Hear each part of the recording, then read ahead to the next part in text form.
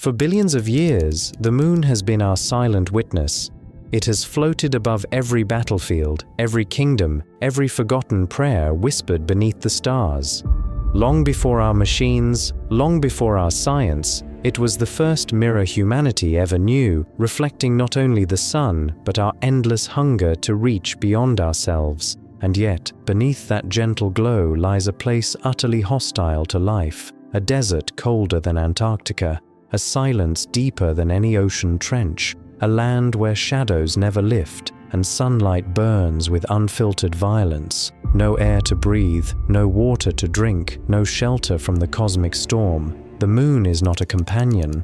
It is a graveyard of rock and dust, untouched for billions of years. But what if that silence did not remain? What if the footprints left half a century ago were only the beginning? What if one day the moon itself pulsed with light, the glow of human windows, streets, and towers beneath alien skies? This is no longer just mythology or speculation. NASA and its partners are preparing for a return, not to visit, but to stay, to take a world that has never known life and carve into it the foundations of a city. The question is no longer whether it can be done. The question is whether humanity can summon the courage, the vision, and the resilience to build a sanctuary where none should exist. How do we transform a dead world into a living home? Since the dawn of thought, humanity has gazed upward and found the moon waiting. It was the first light to break the darkness of night, a faithful companion orbiting silently above. To the ancients, it was more than a rock in the sky. It was a goddess, a hunter, a guardian. The Greeks called her Selene, the Romans, Lunar. For the Maya and Babylonians, it was a clock of the heavens, a keeper of tides and seasons. Every culture in every age carried its reflection in story and song. The moon was the first cosmic mirror, and in its pale face humanity saw itself, fragile yet eternal, a symbol of love, of mystery, of time itself, but always distant, always out of reach. That distance began to crumble in the 20th century. In a single lifetime, the moon leapt from myth to destination. Rockets rose from Earth like spears of fire, and in 1969, the impossible became real. Human footprints pressed into lunar dust. Millions watched the grainy broadcast as Neil Armstrong whispered humanity's first step beyond its cradle. For the first time in history, the moon was not only a dream, it was a place we had touched. Yet those moments, as powerful as they were, faded. Apollo ended. Budgets shrank, flags and footprints remained, but no cities, no permanent shelters, no lights burning in the night. Humanity retreated, returning to the safety of Earth. Still, the dream lingered. Generations who had grown up beneath the silver glow of the moon were left with a haunting question. Why did we stop? Why plant a flag and turn away when the next step, permanence, lay just within our grasp? The dream of the moon never died, it merely slept, waiting for a new age of science and courage to awaken it. Today, as the Artemis program prepares to return us to that silent frontier, the old myths stir again. The goddess of the night sky, once worshipped and feared, now becomes something else, not a symbol but a frontier, a place to live, a place to endure, a place where humanity may finally learn what it means to build a second home. Every city begins with a choice, where to build. On Earth, humanity has always sought the river, the harbor, the fertile plain. On the moon, the question is far stranger. Here there are no rivers, no air, no soil to till, only shadows and light, extremes of heat and cold, and the silent pull of gravity 1/6 our own. For Artemis, the answer lies in a place both beautiful and dangerous, the lunar South Pole. Unlike the gentle plains of the equator, where Apollo once touched down, the South Pole is a land of extremes. Towering crater rims stretch into the light while valleys and basins lie in eternal shadow. These shadows are not fleeting, they have lasted for billions of years untouched by a single ray of sunlight. Inside them rests something extraordinary: ice, ancient water delivered long ago by comets and asteroids, frozen in place and locked away in darkness deeper than night. Water changes everything. It is not just something to drink. Broken apart, it becomes hydrogen and oxygen, the fuel of rockets, the breath of life.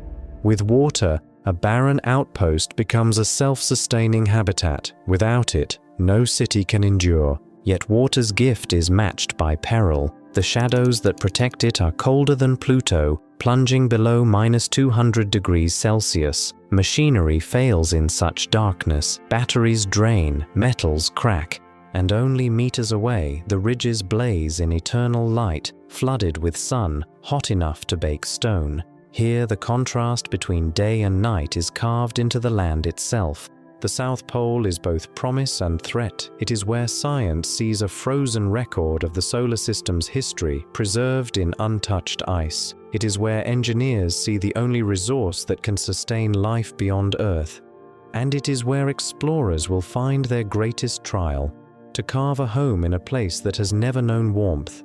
To begin building on the moon is to accept this paradox, to seek light and shadow at once, to balance survival between extremes. The first challenge is not how to live there, but where. And in that choice, the future of humanity's presence beyond Earth will be decided. For centuries, the moon was thought to be utterly dry, a lifeless desert carved in stone. The Apollo astronauts brought back soil and rock, and every grain told the same story: dust without moisture, a world without water. The image of a barren moon hardened into certainty. But certainty in science rarely lasts. In the 1990s, a new generation of spacecraft began to whisper of something hidden in the shadows. The Clementine mission, launched in 1994, mapped the moon with radar and returned curious echoes from its poles, signals that hinted at deposits unlike ordinary rock. Then came Lunar Prospector in 1998, its neutron spectrometer measuring subtle changes in energy that could only be explained by the presence of hydrogen. It was as if the shadows themselves were holding a secret. The evidence deepened with India's Chandrayaan-1 orbiter in 2008, which detected the unmistakable signature of water molecules bound to the lunar soil. And in 2009, NASA's LCROSS mission struck the final blow to doubt. A rocket stage was deliberately hurled into a permanently shadowed crater, and the plume it raised carried the chemical fingerprint of water ice, cold, ancient, and real. The revelation was profound. Water, the rarest treasure in space, was not something that had to be carried from Earth at unimaginable cost. It was waiting there already, frozen in the dark. Perhaps billions of tons of it, preserved for eons. The implications reach far beyond survival. With water, astronauts can drink, grow food, and breathe. But with water also comes fuel. Split into hydrogen and oxygen, it becomes the same propellant that launches rockets from Earth. The moon, once seen as a lifeless desert, suddenly looked like a cosmic filling station, a place where journeys to Mars and beyond might one day begin. And so the moon was transformed, not by new footprints, but by new knowledge. The discovery of ice reshaped the vision of what a lunar city could be. It was no longer a fantasy of domes and lights on an empty plain. It became something possible, tangible, inevitable. What was once myth is now resource. What was once silence now holds the key to life. The shadows of the moon are not empty, they are full. Every frontier has its hidden enemy. On the moon, it is not the cold, nor the silence, nor even the vacuum. It is the dust. At first glance, lunar regolith seems harmless, a thin grey powder coating the surface, soft underfoot.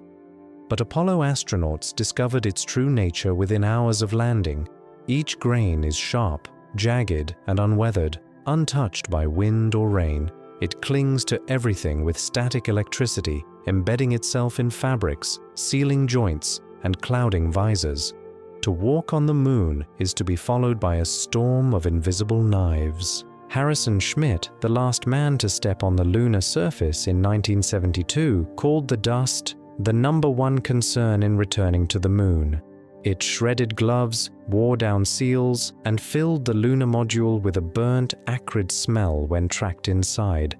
Astronauts found their eyes and throats irritated, as though the moon itself resisted their presence. The danger is not only to humans, machines suffer too. During Apollo 17, the dust coated the rover's radiators, causing the vehicle to overheat. Surveyor 3, a robotic lander visited by Apollo 12, had been sandblasted by particles kicked up from a landing nearly 200 meters away. In the moon's low gravity and absence of air, dust hangs and travels far, turning every rocket engine into a storm that scars everything nearby. For a city on the moon, this problem is existential. Habitats, vehicles, solar panels, and reactors would all be threatened by a fine gray poison. To survive, humanity must find ways to tame it. That means roads instead of loose soil, landing pads instead of open plains, sealed airlocks instead of leaky hatches. And yet dust is not only obstacle but material. It is the raw regolith from which bricks may be made, from which glass may be melted, from which shelter itself may rise. The same dust that endangers life may also provide its foundation. The moon does not welcome us. Its very surface resists every step.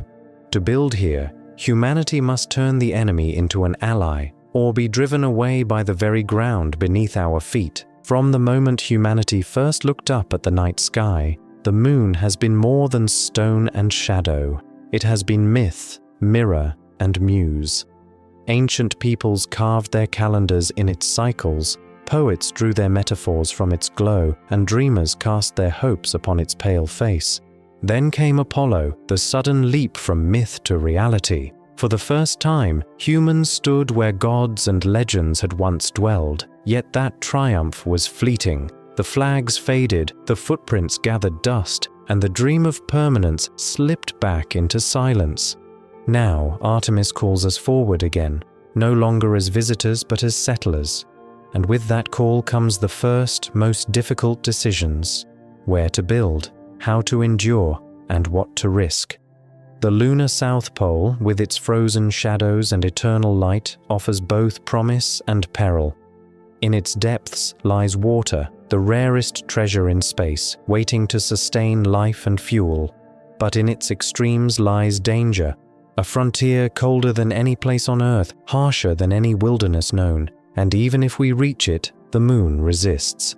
The very dust becomes an adversary, sharp, clinging, and relentless, cutting through metal and skin alike.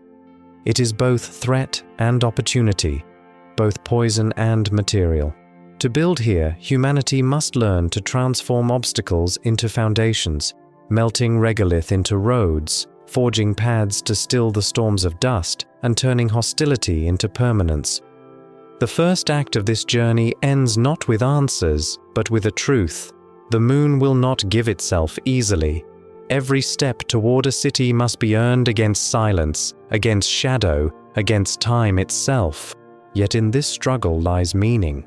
For to create light where none belongs, to build life where none has ever been, is to prove not only our ingenuity, but our resilience. The question is no longer if we can reach the moon, it is whether we are prepared to wrestle with its silence long enough to stay. The city of the moon begins here, not with walls or towers, but with survival, persistence, and the unshakable will to endure.